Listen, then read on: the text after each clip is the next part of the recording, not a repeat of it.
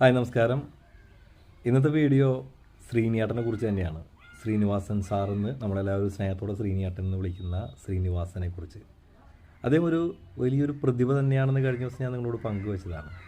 ഞാൻ പെട്ടെന്ന് അദ്ദേഹത്തിൻ്റെയും മമ്മൂക്കയുടെയും ലാലേട്ടൻ്റെയും സിനിമകളൊന്ന് വെറുതെ ഒന്ന് കണ്ണോടിച്ച് പോയി. കൂടുതലും ലാലേട്ടനും ശ്രീനിവാസനും ശ്രീനിയേട്ടനും ലാലേട്ടനും ചേർന്ന് അഭിനയിച്ച സിനിമകളാണ് എല്ലാവർക്കും കൂടുതലും ഇഷ്ടം. കാരണം അതിൽ കോമഡി ബേസ്ഡ് ആയിട്ടുള്ള കഥകളുണ്ട്. പക്ഷേ കാലാതിവർത്തിയായിട്ട് നമ്മൾ നോക്കുകയാണെങ്കിൽ ഞാൻ കണ്ടത് മമ്മൂക്കയും അതുപോലെ ശ്രീനിവാസനും തമ്മിലുള്ള ആ ഒരു വല്ലാത്തൊരു കൊടുക്കൽ വാങ്ങലുണ്ട് അഭിനയത്തിൽ. നിങ്ങൾ അത് പലതരത്തിലാണ് നിങ്ങൾക്ക് പല സിനിമകളിൽ കാണാൻ സാധിക്കുക. പക്ഷേ എല്ലാത്തിലും ഒരു ഇമോഷണൽ ബോണ്ട് അല്ലെങ്കിൽ ഇമോഷണൽ ടച്ച് ഇവരുടെ കഥാപാത്രങ്ങൾക്ക് ഉണ്ടായിരിക്കും. മുരളിയും മമ്മൂക്കയും തമ്മിൽ അങ്ങനെ ഒരു മമ്മൂട്ടിയും മുരളിയും തമ്മിൽ അങ്ങനെ ഒരു ബന്ധത്തെക്കുറിച്ചൊക്കെ പലപ്പോഴും നമ്മൾ പറഞ്ഞു കേട്ടിട്ടുണ്ട്. പക്ഷേ ഞാനത് കൂടുതൽ ചിന്തിച്ചപ്പോൾ നമ്മൾ അധികം ശ്ലാഘിക്കാതെ അല്ലെങ്കിൽ അധികം വാഴ്ത്തിപ്പാടാതെ പോയ രണ്ട് താര കെമിസ്ട്രിയാണ് മമ്മൂക്കയും ശ്രീനിവാസനും തമ്മിലുള്ളത്. കാരണം ഇവരുടെ സിനിമകൾ ഞാൻ കൂടുതലും കണ്ടിട്ടുള്ളത് എൻ്റെ ഓർമ്മയിൽ ആദ്യമായിട്ട് ഇരുവരും ഒരുമിച്ചത് ഞാൻ ആദ്യമായിട്ട് കണ്ട പടം ശ്രീധരൻ്റെ ഒന്നാം തിരുമുറി എന്ന് പറഞ്ഞൊരു സിനിമ ഉണ്ടായിരുന്നു.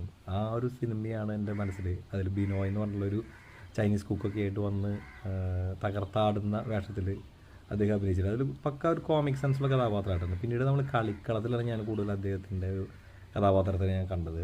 അതുപോലെ തന്നെ പിന്നീട് ഒട്ടനവധി സിനിമകളിൽ രണ്ടുപേരും ചേർന്ന് അഭിനയിക്കുന്നത് കണ്ടെങ്കിലും എനിക്ക് ഇമോഷണൽ ടച്ച് ആയിട്ടുള്ളത് അർത്ഥം എന്ന സിനിമയിലും അതുപോലെ കളിക്കളത്തിലെയും കഥാപാത്രങ്ങൾ വളരെയധികം മമ്മൂക്കയും ശ്രീനിവാസനും തമ്മിലുള്ള ഒരു അടുത്ത ബന്ധം നമുക്ക് സൂചിപ്പിക്കുന്നതാണ്. പക്ഷേ അതിൻ്റെ എല്ലാത്തിൻ്റെയും വലിയ ആത്യന്തികമായിട്ടുള്ള പരിണാമം അല്ലെങ്കിൽ ഏറ്റവും അവസാന വാക്ക് എന്നുള്ള രീതിയിൽ വന്ന ഒരു പ്രകടനമായിരുന്നു കഥ പറയുമ്പോൾ എന്ന സിനിമയിൽ നമ്മൾ കണ്ടത്. അതിനേക്കാൾ വലിയൊരു കെമിസ്ട്രി മമ്മൂക്കയുമായിട്ട് ശ്രീനിവാസൻ്റെ ലൈഫ് കരിയറിലോ അല്ലെങ്കിൽ രണ്ടുപേരുടെ കരിയറിലോ അങ്ങനെ രണ്ടുപേരും ഒരുമിച്ച് വരുന്ന കെമിസ്ട്രി ഞാൻ കണ്ടിട്ടില്ലേ.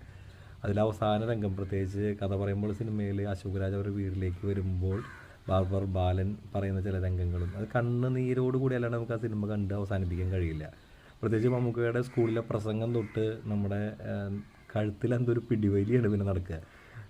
ഞാൻ കരഞ്ഞു കഴിഞ്ഞാൽ ആൾക്കാർ കളിയാക്കിയാലോ എന്ന് വിചാരിച്ചിട്ട് കണ്ണുനീര് വീഴാതെ പിടിച്ചു നിന്നിട്ടുള്ള ഒരു സിനിമയാണിത്.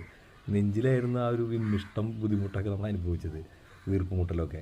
നിങ്ങൾക്ക് അങ്ങനെയായിരിക്കും ഞാൻ പ്രതീക്ഷിക്കുകയാണ്. കഥ പറയുമ്പോഴുള്ള ഈ രണ്ടുപേരുടെയും കഥാപാത്രങ്ങളെ ഈ അടുത്ത് AI സൃഷ്ടിച്ചപ്പോൾ എനിക്കത് വീണ്ടും ആ ഫീൽ എനിക്ക് കിട്ടി.